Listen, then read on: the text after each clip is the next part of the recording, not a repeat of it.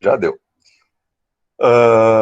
Pessoal, hoje a gente vai falar sobre um assunto muito chato, que eu vou tentar torná-lo o mais palatável possível, mas ele mexe com a nossa vida o tempo todo. Tanto enquanto cidadãos, como pessoas que trabalham em empresa também, porque isso está diretamente ligado no nosso dia a dia. Nós vamos falar sobre orçamento. Vou tentar não ficar... Eu fiz uns slides mais completos, para que se algum dia um de vocês for fazer concurso público, poder ter todo lá baseadinho, mas eu vou tentar torná-lo palatável em relação à nossa realidade, tá? Como sempre, em qualquer momento pode me parar. Aliás, receberam o e-mail que eu mandei? Tá, ok. Nós estamos na reta Sim. final, tá, pessoal? Para ser exato, deixa eu ver aqui.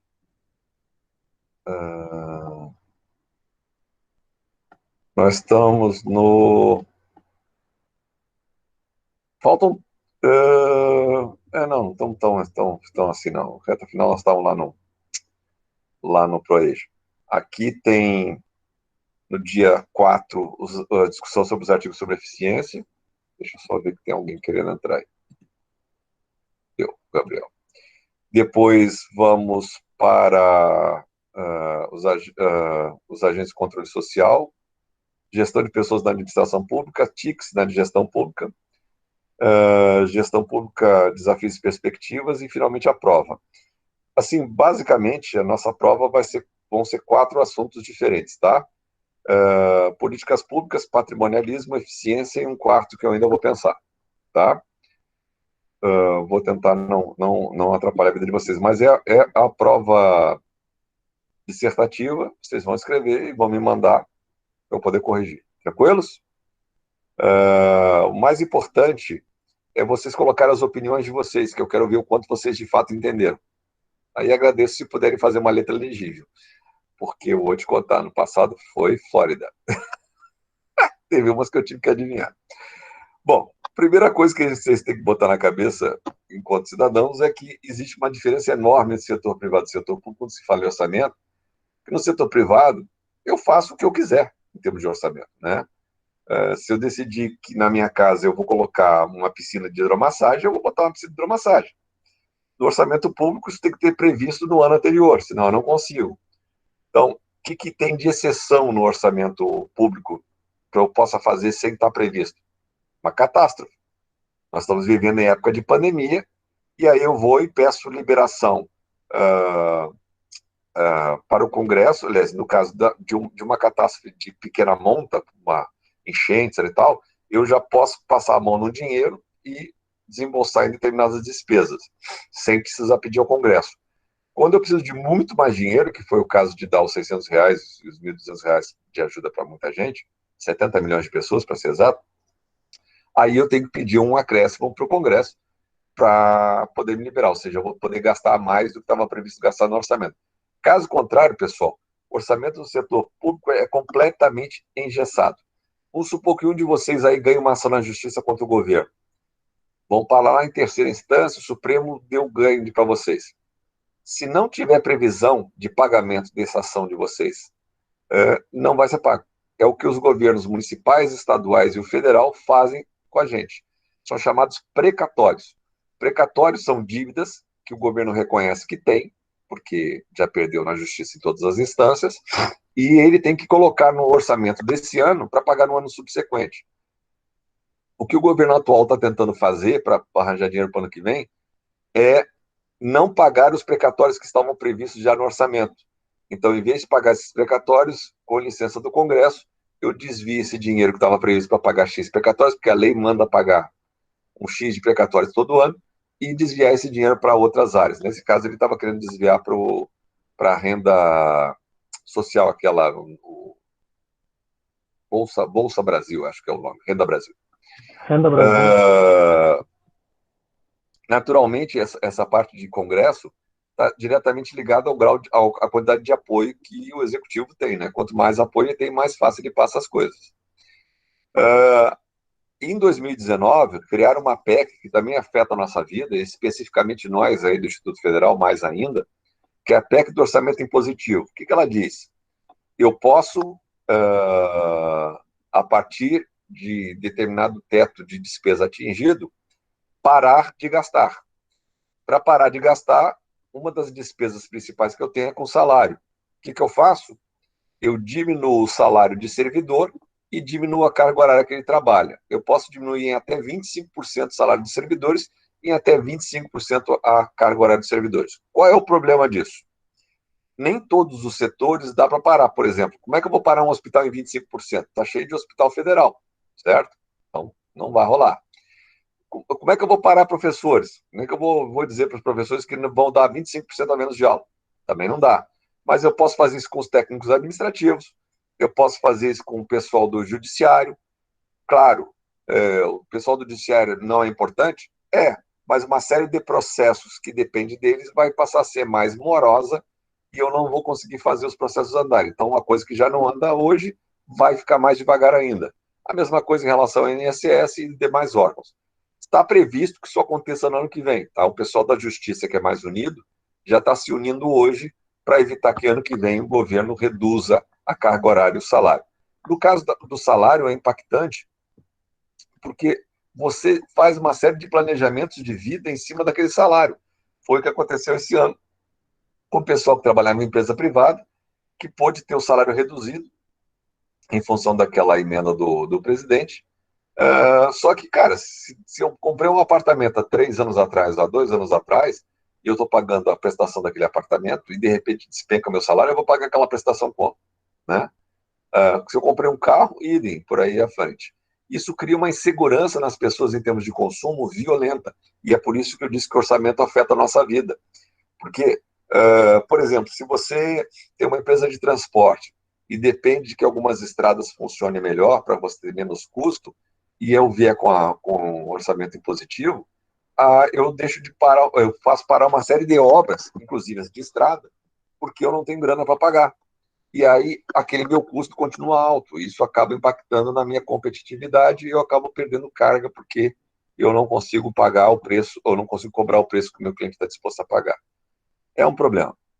E, basicamente, quando chegou a Constituição de 88, aliás, houve uma bafafá essa semana, talvez vocês tenham acompanhado nos jornais, na televisão, o Ricardo Barros, que é o líder do governo, um cara que está com um monte de processo no tribunal, ele propõe que seja feita uma nova Assembleia Constituinte. Qual é o problema de fazer uma nova Assembleia Constituinte? Que para todo o Congresso para discutir esse troço e todas as demais necessidades que existem neste momento param de ser votadas. Então, o momento que ele fez essa proposta é ruim. E segundo, a Constituição existe, ela é ruim, a de 1988, sem dúvida ela cria uma série de direitos e pouquíssimos deveres, mas ela pode ser emendada, então ela pode ser melhorada.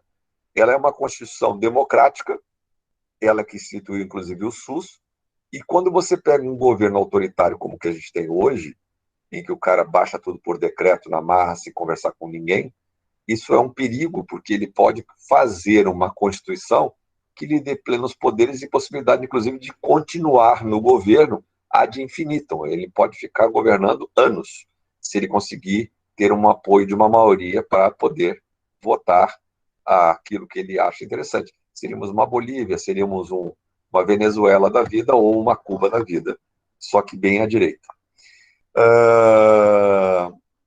E ela estabeleceu, então, que existem 3 tipos de plano, que é o plano plurianual, a lei de diretrizes orçamentárias, que é o que a gente mais ouve falar na televisão, a LDO, e a lei do orçamento anual. A gente vai ver rapidamente essas coisas todas.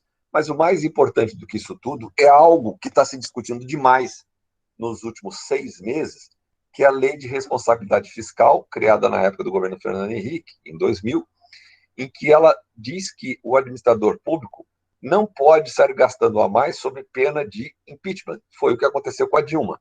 A Dilma criou uma receita falsa, ela fez uma contabilidade de botequim, de conta de padaria, justo com aquele Guido Mantega, que é um horror de economista, e aquilo era ilegal. Então, ela não teve licença para ter acesso àquele dinheiro, e aquele dinheiro ela usou para gastar para Bolsa Empresário, para ajudar os JBF da vida a ganhar mais dinheiro ainda. Então, ela sofreu impeachment. Isso é o medo do atual governo, que ele quer que o Congresso acabe com a lei de responsabilidade fiscal, pelo menos no ano que vem, para que ele possa gastar mais. Por que ele quer gastar mais? Porque ao contrário do que o PT gostava de dizer, o povo do Nordeste, de um modo geral, não era PT porque amava o PT. Eles gostavam do PT porque tem um Bolsa Família. Assim que o Bolsonaro criou essa renda Covid, que passou a R$ 600, eles viraram maciçamente em favor do Bolsonaro.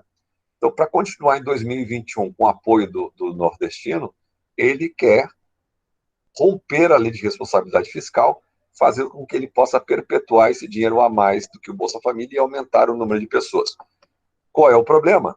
Eu resolvo o problema de 2021, mas em 2022 essa conta estoura. É como se vocês de hoje para amanhã resolvessem comprar um carro zero, Mercedes-Benz, e mais uma casa na praia, porque eu vou conseguir fazer uma prestação porque o banco me deu crédito. Qual é o meu problema? Eu não vou conseguir bancar essas duas contas no ano que vem, porque outras contas vão surgir e alguma delas eu vou deixar de pagar. É o grande problema do carnezinho. Ele parece pequenininho agora, mas eu não posso prever que eu não vou ter uma despesa extra não esperada.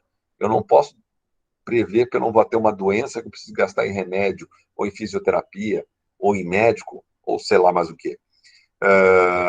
Assim é com o governo. Existe uma lei de responsabilidade fiscal para eu não criar gastos que eu não possa pagar. Tá?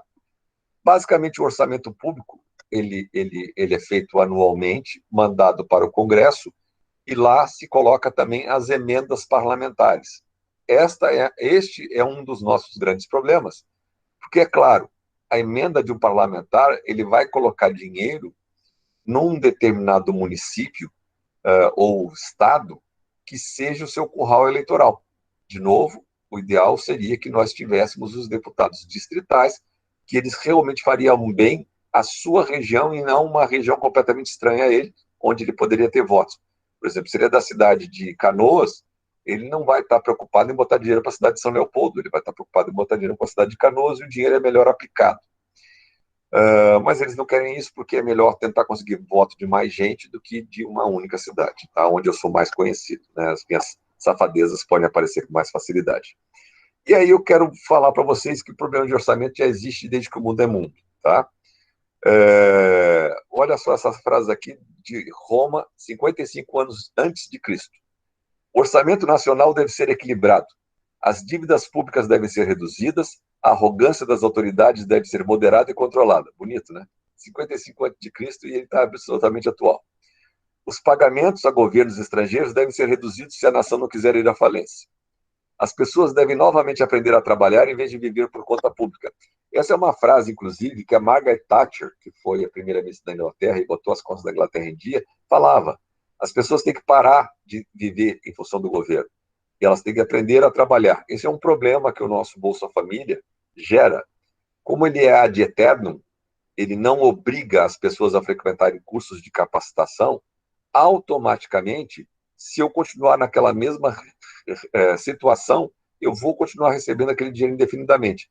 Se eu digo para você, e esse era o plano original de quando ele foi elaborado, se eu digo para você que você vai ganhar isso aqui por 2 anos e eu vou te dar curso de capacitação para você aprender a pescar, ou seja, eu não vou te dar o peixe, eu vou te ensinar a pescar, você vai ter que se coçar e vai ter que se mexer e vai atrás, certo? Então, nós estamos numa situação que está cômodo, principalmente em algumas cidades do interior, está cômodo você receber, é um valor pequeno, sem dúvida, mas esse valor pequeno movimenta economias de várias cidades diferentes aqui do Brasil. Mais outra, Dom Pedro II, conselhos à Princesa Isabel. Toda e qualquer despesa não autorizada claramente em lei deve ser impedida. Se é precisa, proponha-se no projeto do orçamento ou em projeto de lei, caso tenha o motivo da despesa aparecido depois do orçamento. Ou seja, você não pode sair gastando. Primeiro, bota o projeto, mostra por que você precisa, para depois ser votado e poder ir em frente.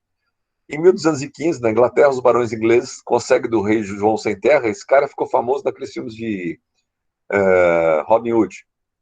A Magna Carta.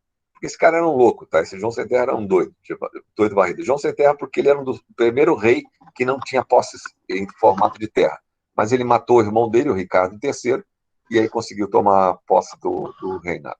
Por isso que Shakespeare produziu tanta obra. Era baseado nessas sacanagens todas que aconteciam na corte inglesa. Nenhum tributo ou auxílio será instituído no reino, senão pelo seu conselho comum, exceto com o fim de resgatar a pessoa do rei fazer seu primogênito e casar sua filha mais velha uma vez. E os auxílios para esses fins serão razoáveis em seu montante. Ou seja, se o rei for sequestrado, vocês podem gastar. Se o filho do rei tiver que casar e sua filha mais velha, idem, eu posso gastar. E isso dentro do razoável, eu não posso sair gastando a roda direito, como é aqui no nosso Brasil varonil, em que todo mundo recebe um carro Volvo. Aliás, eu não sei se vocês sabem, os ministros do Supremo Tribunal Federal da Suécia, cidade onde o país onde o Volvo é fabricado, andam de metrô. Os nossos ministros andam de Volvo, com motorista. Em 1808 já foi criado, então, o erário, que é o local onde se arrecada, né, para fazer contabilidade. Em 1824, finalmente se estabelece a competência do Executivo para a elaboração. Já em 89, a elaboração passou a ser do Congresso e do Legislativo. Em 34, com Getúlio Vargas, ela voltou a ser do Executivo, a prerrogativa de fazer orçamento. E aí, finalmente, em 37, 38, foi aquilo que eu já falei lá na primeira aula, foi criado o DASP, que passou a pensar e planejar o país. O DASP, essa sigla existe até hoje, mas ela não é o mesmo DASP lá dos tempos do antaño. E da onde vem a palavra orçamento? Ela vem dos antigos romanos, que eles tinham uma bolsa de arrecadação chamada fiscus, que é para coletar os impostos.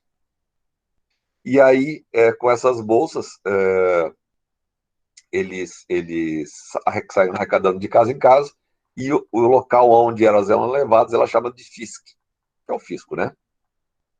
Na França, já o termo era budget, ou budget, que é budget em inglês. Para quem fala inglês, a base é a mesma, tá? Ele teve início em 1689, pela Constituição Inglesa. O rei e o primeiro-ministro poderiam arrecadar impostos e gastar os recursos apenas após aprovação e autorização do parlamento. Aliás, pessoal, vocês já devem ter visto filmes em inglês. Vocês já repararam que o juiz usa umas peruquinhas brancas? Vocês já se perguntaram por que daquelas peruquinhas brancas? Vamos fazer uma fofoquinha. Era muito comum na alta classe inglesa ter sífilis. E um dos problemas da sífilis, que é uma doença venérea, é a perda dos cabelos. Ficam só uns pequenos penachos aqui e acolá. Para não ter aquela cara horrorosa, eles usavam aquelas perucas brancas. Viu? Todo mundo com doença venérea. Por volta do século XVIII, as despesas eram levadas ao parlamento envoltas em uma bolsa de couro, que era aberta durante uma cerimônia nesse parlamento. E esse ato de abrir a bolsa era chamado de Opening the Budget. Foi daí que veio a palavra budget, que é orçamento em inglês. Tá? E aí, em 1800, entrou a palavra no dicionário em inglês. Bom, basicamente, nosso orçamento obedece uma lei maior, que é a Constituição Federal, e já desde 1964 nós já tínhamos a ideia de que deveríamos ter um orçamento baseado em um plano para 4 anos, onde eu tenho uma determinadas diretrizes orçamentárias do que eu vou gastar e no que eu vou gastar. Basicamente, são 3 funções principais que o orçamento deve ter. Isso também nos afeta. Alocativa, como diz o nome, é alocar, colocar, onde eu tento colocar recursos em locais onde eu sei que o privado não vai atuar, que é o caso de escolas. Nem todo lugar vai ter escola particular, porque não há interesse de explorar aquele pessoal que não vai ter dinheiro para pagar, e posto de saúde. A distributiva, em que eu distribuo a renda de forma que aquelas pessoas menos assistidas possam ter acesso o Bolsa Família famoso é uma forma de política distributiva. E a estabilizadora é essa que tem entrado bastante nos últimos dias. Hoje o dólar foi para 5,75. Então, quando chegar amanhã, vocês vão ter dúvida, o Banco Central vai entrar em ação. Por que ele foi para 5,75? Porque a Alemanha e a França hoje anunciaram lockdown. A partir do dia de segunda-feira, eles vão fechar bares, as escolas permanecem funcionando, porque a onda do Covid aumentou. Não sei se vocês sabem, mas Novo Hamburgo está com 85% da capacidade ocupada, e o Moinhos de Ventos, que é o principal hospital de Covid de Porto Alegre, está lotado desde ontem, não recebe mais novos pacientes. E nós, felizmente, estamos entrando no verão, o que é um fator a favor nosso, enquanto os europeus estão entrando no inverno. Basicamente, o planejamento orçamentário é como a gente faz na nossa casa, tá? Evitar que a gente gaste mais do que se arrecada. Porque senão, pessoal, sobra salário no mês, né? Ou sobra mês no salário. É o contrário. Uma curiosidade, vocês sabem qual é o outro nome de contra-cheque? Alguém sabe? Ninguém? É o olerite? Papel higiênico. Ah! Você sabe que vem merda, mas sempre dá uma olhadinha. Olerite também. Olerite é o que é usado em São Paulo. Olerite foi quem inventou a máquina de fazer contra-cheques, por isso se chama Olerite, tá? E lá em São Paulo é Olerite. Todo o orçamento público é baseado em 3 princípios, da unidade, da universalidade e da anualidade. Significa o seguinte, da unidade, pode cada entidade, cada ente, o ente federal, o ente estatal, o ente estadual e o ente municipal, apenas um orçamento. Universalidade, todas as receitas e despesas devem estar lá dentro, e a anualidade, ele tem que ter um período, e em geral o nosso período aqui é anual para execução. Para planejamento, ele vai até em 4 anos. Qual é o problema do planejamento de 4 anos?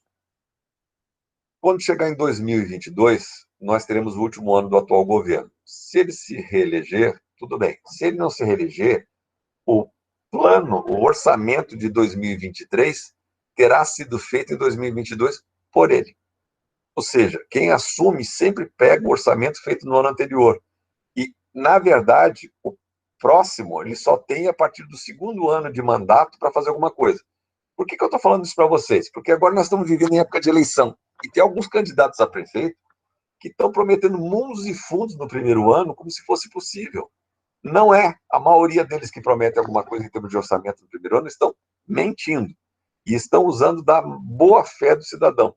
Por quê? Porque ele não tem como planejar algo para o primeiro ano de mandato dele, porque ele não está no atual governo. O único que poderia fazer isso, no caso de Porto Alegre, por exemplo, que é o nome que eu me lembro, é o Marquesan. Os demais não podem prometer.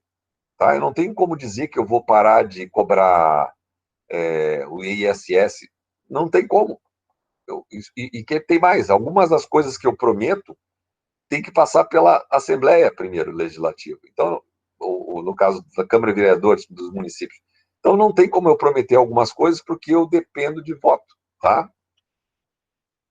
Bom, vamos falar sobre despesa de capital, que é importante vocês também saberem esses termos. Tá? Despesa de capital é aquela que eu adquiro um bem de capital. Por exemplo, uma aquisição de um veículo.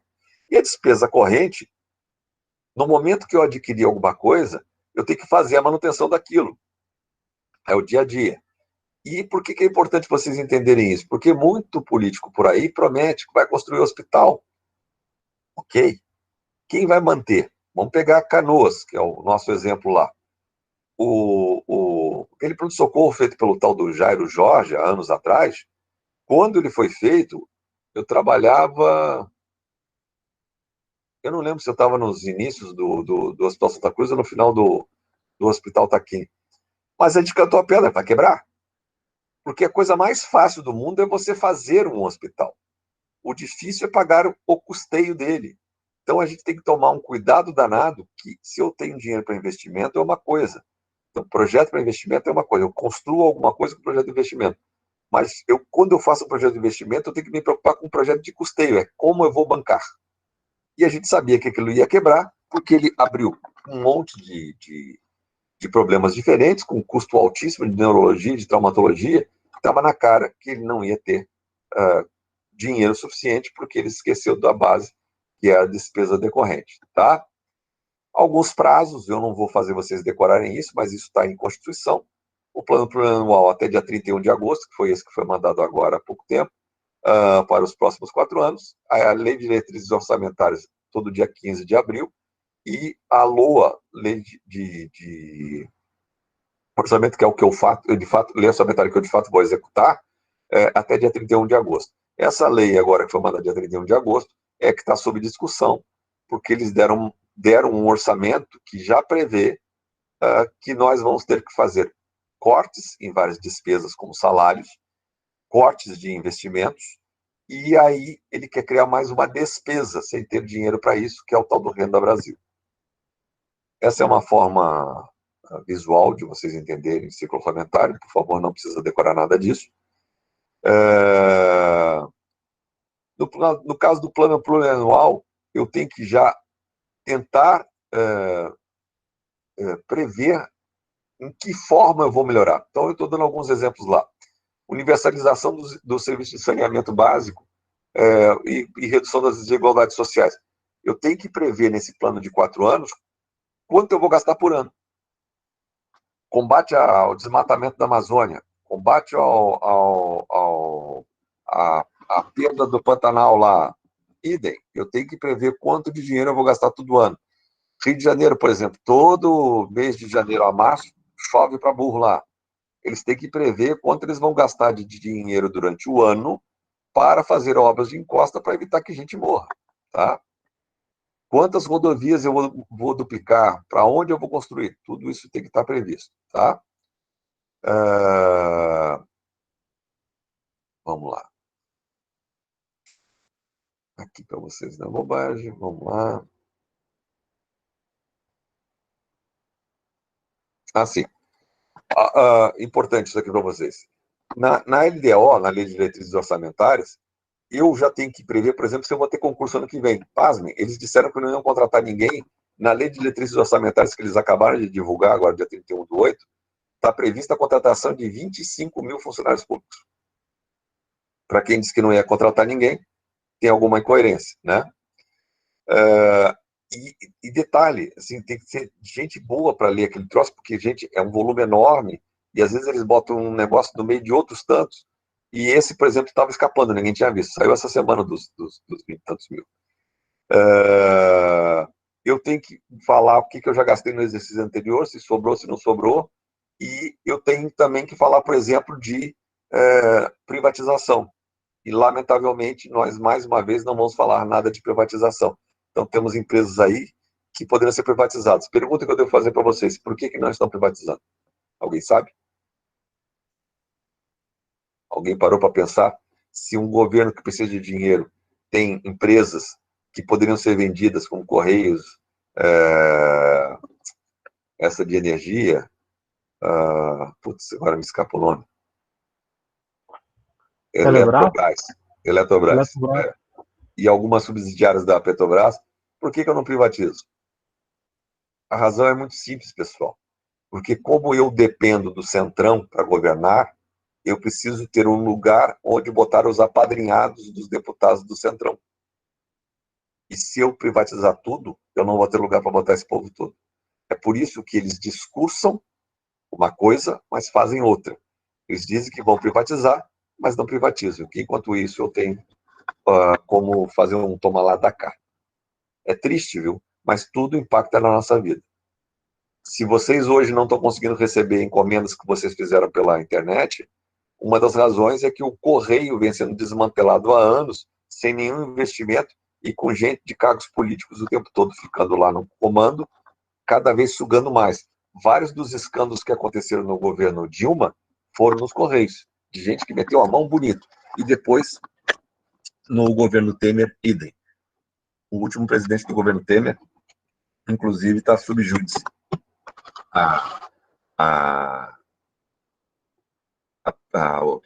O período que ele ficou como presidente dos Correios.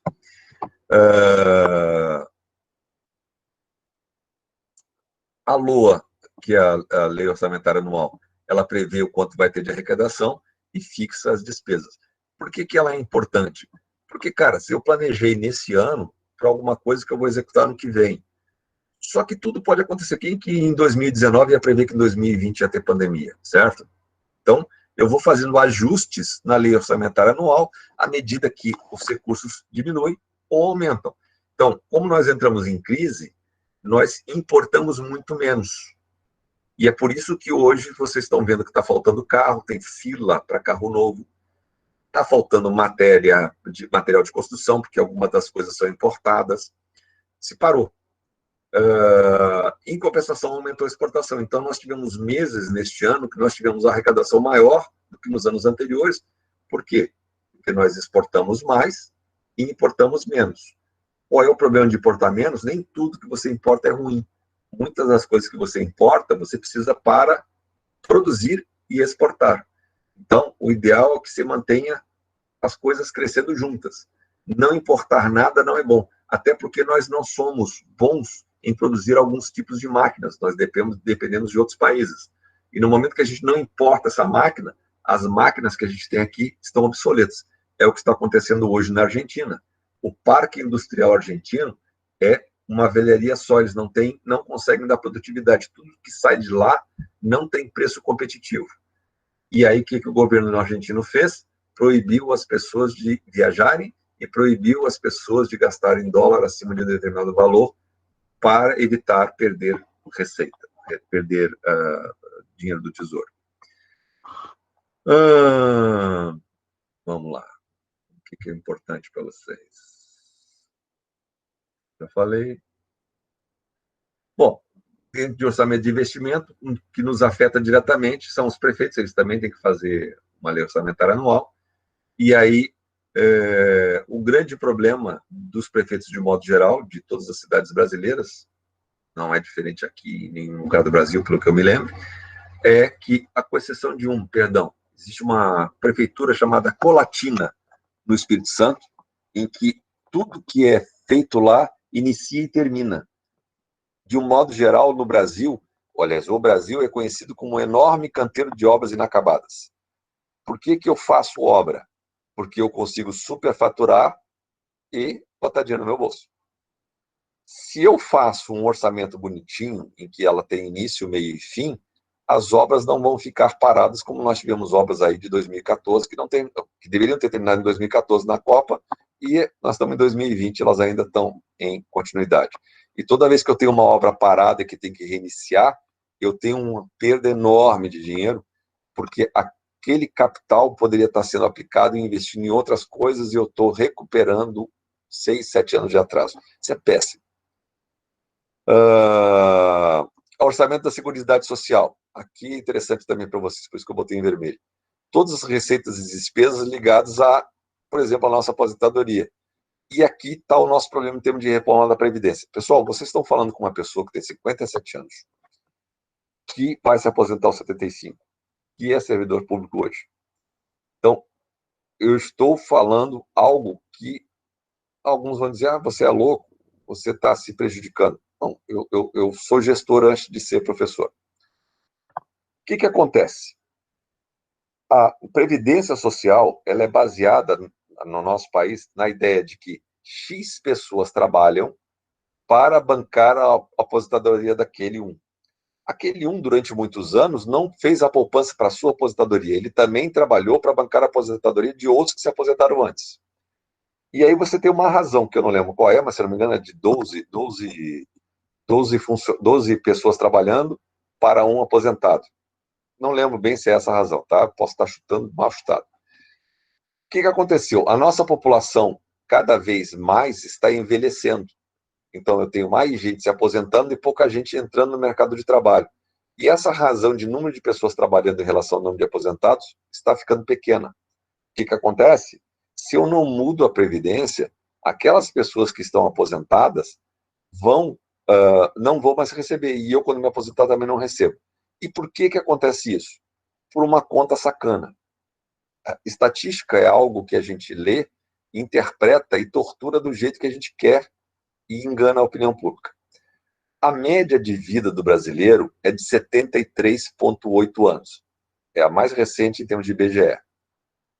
Significa o seguinte, um cara que se aposentou aos 65, ele vai ter mais 8 anos e meio de vida útil recebendo a aposentadoria, depois morre. Pô, então não é muito tempo. Só que, na realidade, esse número não é verdadeiro. Hoje, a idade média do brasileiro está em torno de 83,6. Mas por que isso? Porque no 73,8, eu estou contando, inclusive, muita gente que morre muito mais cedo.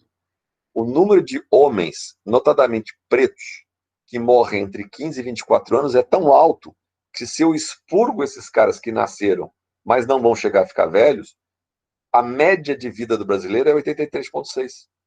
Então, o cara que se aposenta aos 65, ele não vive mais 8 anos em função da aposentadoria. Ele vive quase 20 anos a mais. E essa conta aqui não fecha, entenderam o espírito da coisa? Este é o problema. Eu tenho dinheiro saindo e não tenho dinheiro sendo colocado. Vai melhorar? Não. Porque graças à automação, e parte de vocês aí tem culpa no cartório, vai tirar um emprego de um montão de gente que vai demorar a ser reposto porque não há qualificação. Existe algum país hoje se preocupando com qualificação da sua mão de obra mais humilde? Tem. Eu só conheço um que se chama Alemanha. Nem Estados Unidos hoje está preocupado com isso ainda. Vai dar um impacto louco, porque vai ter um monte de gente que não vai conseguir acessar o mercado de trabalho, porque não tem nível de escolaridade a ponto de poder se recolocar em funções que a automação tirou. Não tem emprego para carregar piano para todo mundo. Vai ter muito emprego para pianista e pouca gente se candidatando para emprego de pianista, porque a maioria só vai saber carregar piano. Esse é o resumo da obra. Eu vou me aposentar aos 75, porque eu casei de novo, tenho 2 filhos pequenos, e pela minha estimativa, o de 20, o mais novinho vai estar com 27 quando tiver com 75. Esse cara ainda vai precisar de mim. Então eu não posso ter queda de renda. Simples assim. Tá? Como meus pais morreram com 93, eu tenho expectativa de viver mais 18 anos ainda. Então, eu não vou estar mais sustentando ninguém e vou ter uma renda mais ou menos dali para frente. Extremamente importante. A lei orçamentária anual, por que é importante isso?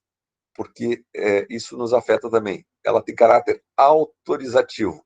Ela autoriza, mas não significa que eu tenho que gastar. E aí começa outro troço que nos afeta, que é o contingenciamento. Um contingenciamento, eu digo, olha, eu estava prevendo isso para gastar, mas aconteceu uma tragédia.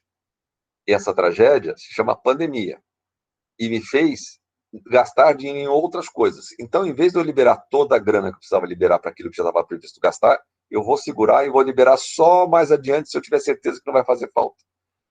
Esse contingenciamento, por exemplo, afeta nós todos, porque nós vamos perder de receita para trabalho em 2021 30%.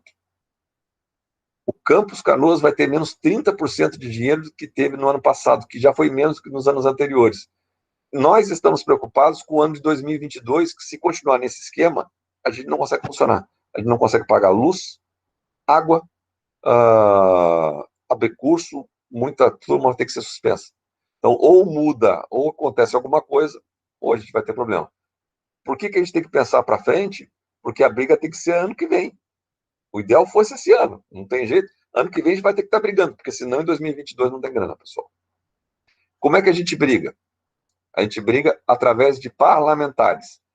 Eles têm direito a emendas parlamentares e a gente vai ter que pressionar os parlamentares a botarem parte das suas emendas para o Instituto Federal do Rio Grande do Sul, para que a gente possa continuar funcionando. Triste, né? Bom, 21h38. Alguma dúvida em relação a orçamento que eu possa ajudar? Alguma curiosidade que vocês têm? Eu mandei um artigo hoje, que foi o primeiro, para vocês terem uma ideia da bagunça que é o orçamento do Brasil. E da total falta e inexistência de planejamento. Nós não temos. Tá? Se eu falar para vocês que nós temos, eu estou mentindo. Alguma coisa que vocês já tenham lido, que tenham curiosidade de saber, eu posso ajudar? Nada? Bom, se pensarem em alguma coisa, estou à disposição. Então, só lembrando, no dia 4 de novembro, nós vamos discutir os artigos sobre eficiência. Aqueles que não estiverem presentes têm que pegar 2 dos artigos, fazer uma resenha. O que é uma resenha? É uma análise crítica, dizendo o que concorda, o que discorda, e justificando por que concorda ou discorda. Aí são 2 artigos para quem não aparecer. E para quem aparecer, se puder ler pelo menos um artigo para a gente poder ter uma discussão legal, fantástico. Aí no dia 11, nós vamos partir para agentes de controle social, vamos falar um pouquinho sobre gestão de pessoas, e aí, se Deus quiser, a gente consegue fazer a nossa prova ou dia 2 ou dia 9, mas muito provavelmente dia 9, por causa dos Illuminati que não aparecem nunca. Tá? É Flórida. Não vem não manda e-mail, não responde e-mail, é, não sei se ouvem as aulas gravadas, não sei como é que vai ser a vida, mas cada um sabe de si, tá? Gente, obrigado de coração. Se vocês não têm mais nada, de minha parte está terminado. Tranquilos? Boa noite, professor. Boa noite, querido. Bom jantar, Ana. Valeu.